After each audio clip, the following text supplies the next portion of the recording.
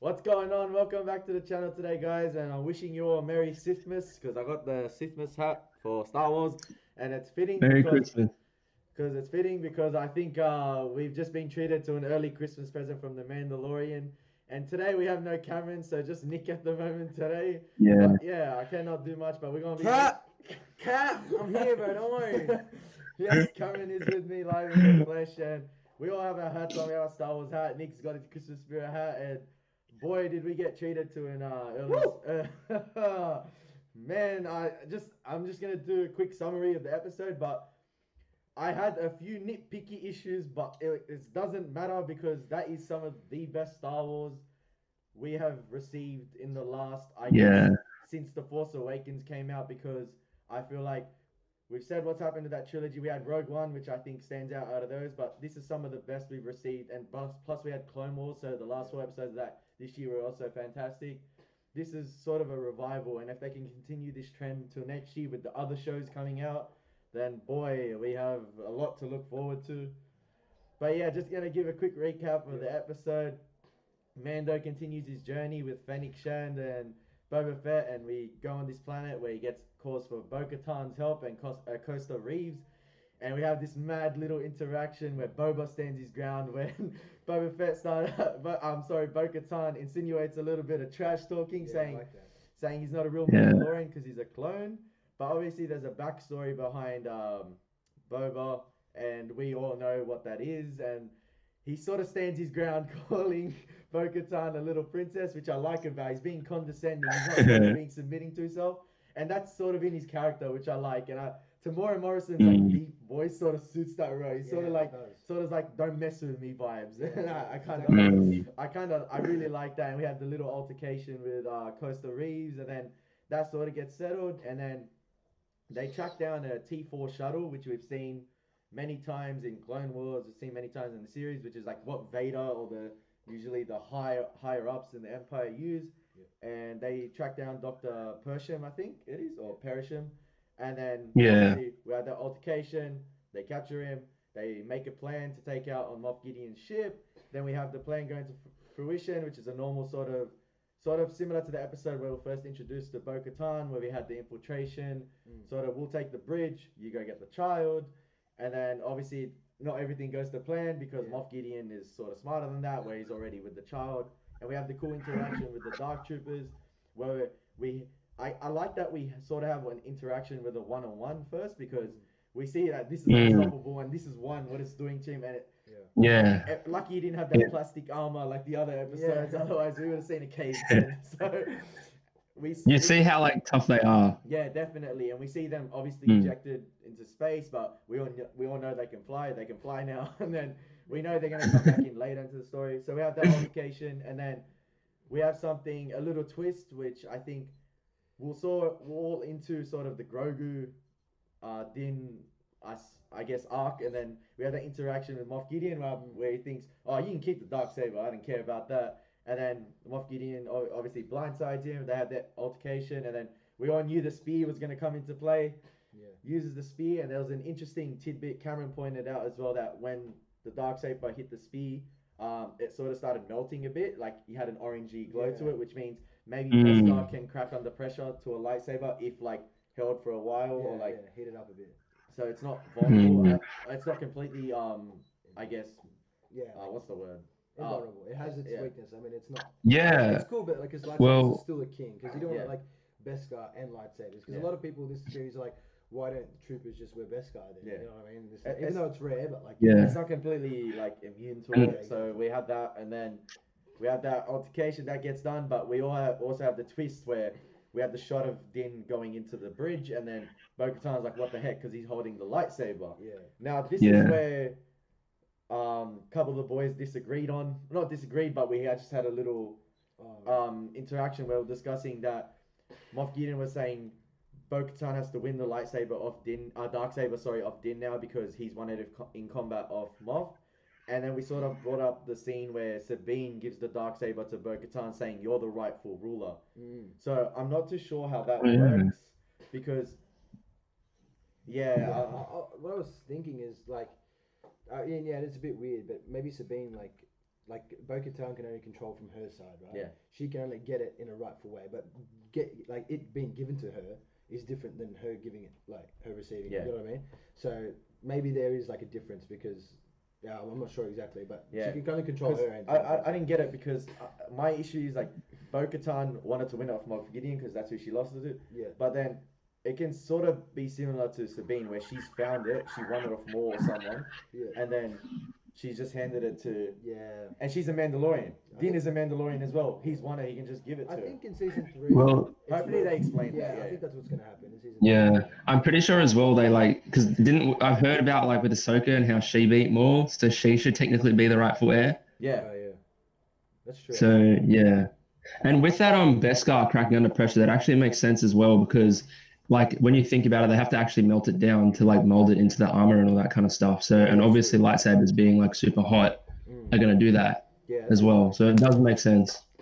But then we have that altercation, whatever, I'm using that word too much, but I guess I think we had the girls in this show have been built up perfectly. There's no woke stuff in it. Yeah. Like they've been built up throughout the whole series and they were kicking ass the whole episode and I absolutely loved that. Yeah. There was one scene where I was just like they had no cover and they were just getting shot at and like they weren't getting hit. Like I would have liked just a bit of vulnerability, maybe just show that they're a bit vulnerable, not invincible a bit, but they kicked ass and like I love them like all to the like Cara Dune is probably one of my favorite characters in The Mandalorian. She kicked ass, and that scene was crazy. Like, I don't know what happened to the boy in that trio between Costa Reeves, Bo-Katan, and Oh yeah. yeah. So I'm not sure what happened to him. But then let's get to the big stage. We all knew Grogu did connect with someone a few episodes ago, and I guess at this point we're gonna get a final reveal whether it was at the end, but we had the big reveal. The X-wing came. Cara Dune's like, why would they send only one X-wing? Oh, she's like, oh, one X-wing, great. Yeah. And then we're like, that's not just any ordinary X-wing. He pulls up, the normal thing. That's the boy. That's the boy. We see the green lightsaber hooded figure. We all knew it was possibly like it was Luke. It was Luke. Yeah. It has to be. Yeah. I wasn't 100% sure, but it was like pretty sure. I like how they use obviously because we end up seeing what Luke looks like and it's CGI DH Mark Hamill and it looks a bit off because obviously these TV shows don't have the biggest budget, but I think they did it cleverly by using the camera footage. Yeah. By hiding his face because we all knew it was Luke, and then we had the cool similar reveal to Darth Vader in Rogue One with the green lightsaber to the wrist. Oh yeah. Using force pull and then force freeze and then force crush on the final. Yeah, that was cool. Yeah. Because I don't think. Have you ever seen Luke force crush something? No, because it's actually not it's not like it's Jedi not Jedi encouraged to use force crush. Yeah. On humans, on droids sometimes, but he does use it. Yeah, I think maybe Mace Windu uses it. Yeah, Mace Windu uses it in the Clone Wars TV show on the old cartoons on Grievous. He crushes his chest and that's why he coughs. Yeah. That's right. I'm pretty sure Obi-Wan uses it as well in one of the Clone Wars episodes as well. I'm like pretty sure he uses it on a droid or something. And then we see, I think there's a callback as well where Luke blocks a lightsaber attack from behind. And then so he just brings down the Dark Troopers. Sort of like a final hour savior thing, but a lot of people have been complaining. Like I saw some people on Twitter saying that, oh, it's not justified Luke's return, but we all knew there was that connection with Grogu. No. And I guess we even said it. We said it on this show that we were like, why don't they get to Luke? Luke that can sense that Grogu is in peril, I think, and like what you can say whatever, but I think all like it was really emotional. All Star Wars fans should be pleased. Like there's no you can't complain. That final 10 minutes is like one of the best Star Wars we've seen, easily, if not some of the best in the entire saga. Like just in terms of the TV shows have been trumping the movies, in my opinion. This like, season was better than the sequels, like easily. Oh, even the first season, like it's it's not hard to beat the sequels, but like I just want to go to how they brought in Luke, and I thought they did a really good job. Like pretty much when there was like 20 Dark Troopers where Mando struggled with one, I was basically like, all right, Jedi's coming. Yeah. Like everyone kind of knew it a little bit, but like we didn't know who it was going to be. Then when you saw Luke, I was like, awesome. Like he kind of does make the most sense out of all the. It ties into the sequel trilogy with him starting in Temple.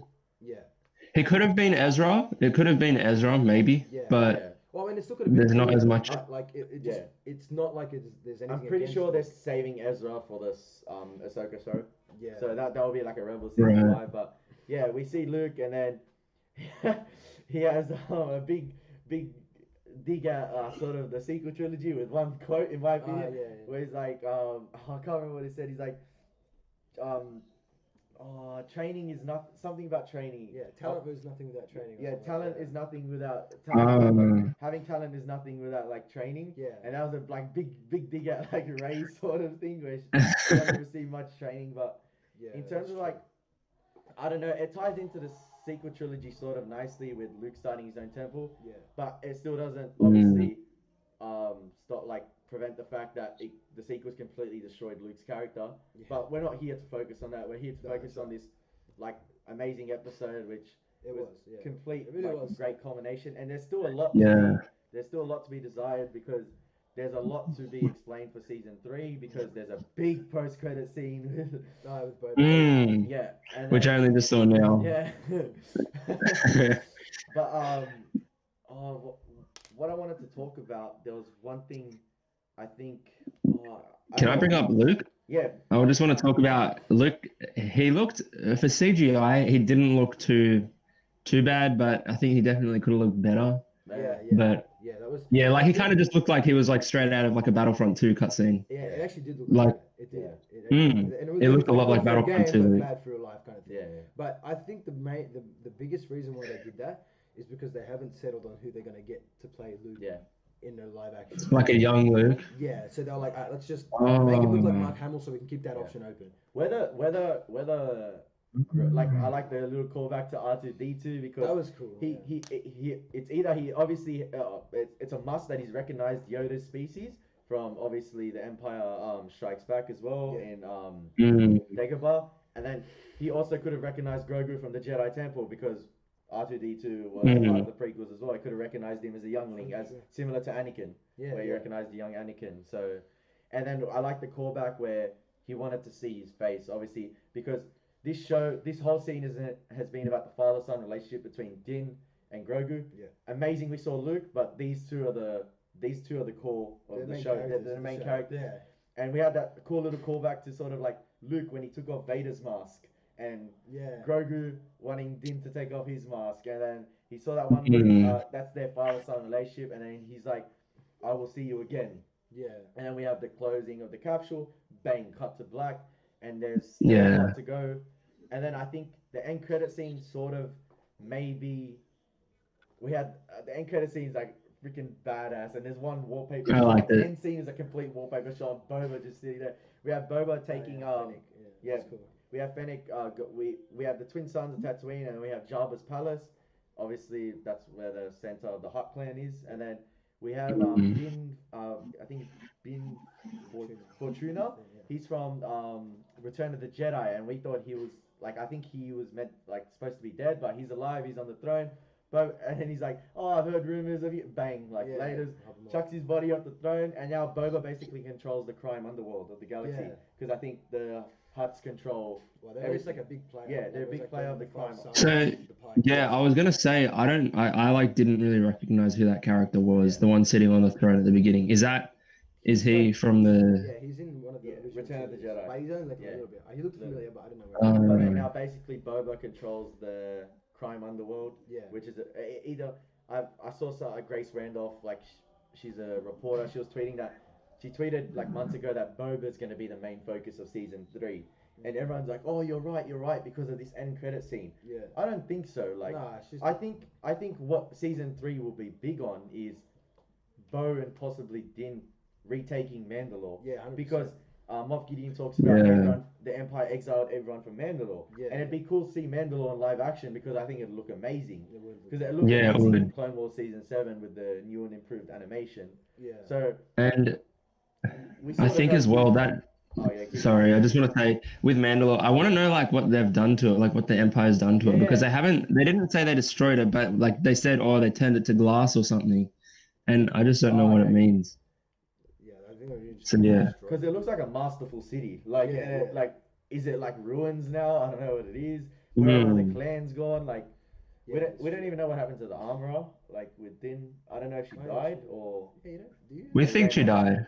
Oh, okay. I think we're supposed to assume she died, but she may not have. Yeah, so like, there's a lot to look forward to. Obviously, we still got the Darksaber issue to be resolved. Moff Gideon is going Cara Dune is taking him in because I think enemy of the Republic or something.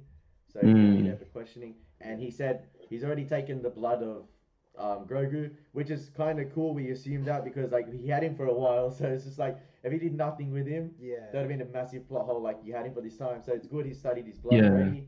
And I think that's gonna tie into the clone Snoke, clone Palpatine, which I don't like, but it's setting it up. Like it's making the sequels a bit more have a bit more. It's trying to give it a foundation, a big backstory to the world. But like, I also think I think as well, yeah, you're right. Like it's a good foundation for the sequels and kind of it connects it all to the like original trilogy. But also it shows how, because for me, one of my biggest like problems with the sequels was how like the First Order has so much power like in the galaxy. Yeah, they don't. That just seems like it kind of comes from nowhere. But this kind of explains it, I think, in my opinion, a lot more, because you see that the Empire never really like properly like died out, and like it was never like completely eradicated, and it actually like stayed like, because it from how they show it, it seems like the Empire is almost just as strong as they were basically, but they just don't like, they're not at the top anymore. Like they're just kind of below. Not much direction, but they're still there. Like they're still very present. I know they're present, but there's still a long way to go to establishing how they built a freaking giant Starkiller base twice the size, like 3 times the size of the Death Star. How the Republic was basically in control now, and they let such a big order to rise. Like that's they still got a long way to go though, because like even in this show we had like Republic X-wings in a couple episodes patrolling the areas. And then they got to explain how freaking Palpatine got 1,000 freaking Star Destroyers. Like there's still a long way to go. They're trying their best. Well, like retcon the sequel trilogy. Just keep going with this timeline. I'm happy with it. But yeah, and I think a good villain. I just want to say, I think, sorry, I know I'm interrupting a lot, but I think a good villain for next season, if they somehow introduce it, would be like Thrawn. Just because I love him as a villain. He's my favorite like bad guy kind of character thing. So I'd really love to see something like that, and maybe Ezra return. It would be, because he's in like they're intertwining him. So maybe that really was the reason why they brought in Ahsoka to tie in the bad guy for season 3. Because Moff Gideon even felt a bit overused in this season, just a little bit, but like, you know what I mean, like he kind of got defeated. He's just a normal guy with a saber, like cool. Didn't just like overpowered him. He knew he had the skill over him, so that's why he sort of tried to like blindside him. Like he knew he wasn't gonna win in hand-to-hand combat, and that's why he was even said you've used the last of your wrist launchers as well. Like he has nothing. I wanted to bring back one thing. So this episode is I think it's like near flawless, but that's something that we were talking about last time. I just think it would have been much better had he taken the helmet off to only Grogu now. It would have made this scene mean way more. Like, okay, now Mayfield knows what he looks like before Grogu. Like, I don't know. I just think the other characters don't really, because they're from behind. But even that is fine, because then like it would have been like a public display. Like this scene would have meant so much more, because then like it's kind of that show don't tell thing. Like before they're telling you, oh look, he's trying to put the principles aside. I know we talked about this last time. Because that Mayfield episode really, he didn't need to really take off his helmet if they wrote it a bit differently. Yeah, they could have written around it. Maybe the circumstance they put it in like made it sense. But I thought, had he have taken the scene off, I mean, you would have had at the end of the first season, like he'd opened up to like the droid. It's only the droid button. Yeah, exactly. So he breaks it like for only Grogu. That would have made a perfect sense. So you could recognize his face and see him again. Just one time this season. Grogu. Yeah. So like it really shows just like he was willing to put aside just for Grogu, like only just for Grogu. So I would. But I think as well that was his last time seeing Grogu as well, so he wouldn't have another opportunity to do that. I'll see you again, but it depends. Like we all know that happens with Luke's temple, with what happens there. But that'll probably happen when he's a bit older. But I think, well, with how it was, like, how could he have just shown it to Grogu? No, he didn't just have to show it to Grogu. Like even then, just take it off and just look at Grogu, because he wanted to see him face to face, but he didn't. He didn't have to hide himself from others. Like I just think he didn't. Wait, what do you mean he didn't have to hide himself from others? Like he doesn't need to. Like that's what I'm saying. If they wanted to do it to just like show that he was more intimate with Grogu, he wouldn't have to be like, "Hey Grogu, like what's up?" Like, you know what I mean? He could have just been like, I wanted to see Grogu and I wanted him to see me. And if other people see. But like he was exposing. Isn't that what happened though? Yeah, it is. But I'm just saying, like he didn't like. I'm not like angry that like other people saw him in that scene. If you know what I mean. You're saying it's a good thing. Yeah. But, I thought you were saying it's like not like a bad thing. Not a bad thing and a good thing are the same, but alright. Sorry, I thought you were saying it's like a bad thing that he showed everyone else's face as well. No, that's fine because he was like, I want Grogu to see me. If other people see like it's collateral damage, you know. At this point. Yeah. I wanted to Grogu, but yeah, I think if it had been the first time, it would have been better. But that's not even on this episode. That's on the last episode. That's why I still think the episode is flawless. Basically flawless. It's the best thing we've seen since ages. I'm since ages, it's like long absolute time. flawless Star Wars with up like the new budget. Like you put this on like and compared to live action Star Wars, best thing we've seen in ages. Like live action, because I like the Clone Wars last 2 episodes this year. Yeah, true. But yeah, live action. I mean, it's a bit easier to live action wise, they've knocked it out of the park. I reckon with this season. There's been a lot going on with this season, and there's a lot to look forward to because season 3 is scheduled to premiere Christmas Day next year. So I can't wait for that. And Cameron and I were discussing before that there's a couple more videos to do. Maybe we can review the season as a whole, just a quick episodic thing. Maybe just like our issues, and then what we liked, what we didn't like, maybe, and then what we're looking forward to in season 3, and then maybe an episode on whether Mandalorian has the potential to fix the sequels or can it fix the sequels or something like that. But yeah, that was the season finale of The Mandalorian, and boy, they wrapped it up really well. And now I'm even looking forward to all the other Star Wars shows, like the Bad Batch, everything. Like what else can they do? So gets you in the mood now. Yeah, I'm definitely in the Star Wars mood. I really want to watch the prequels now. Yeah, because of Clone Wars. I don't know why. I'm just like it's.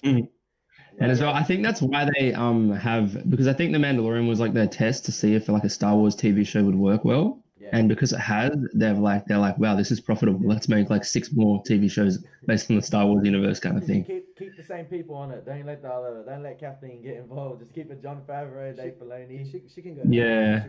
Go. Who directed the sequels? Just to stay at home, so we can watch. Who directed the sequels? The sequels were produced by Kathleen Kennedy. Yeah. First one was directed by J.J. Abrams, then Ryan Johnson, then J.J. Abrams again. But Kathleen Kennedy had a lot of creative input. Like there was a lot of like creative differences and like everything that it was completely all over the place. Yeah, it was. Right. This episode, okay. They killed it. So this episode, John Favreau and Dave Filoni, like anyone that was involved, like they really took this in the right direction. Like 10 out of 10, like.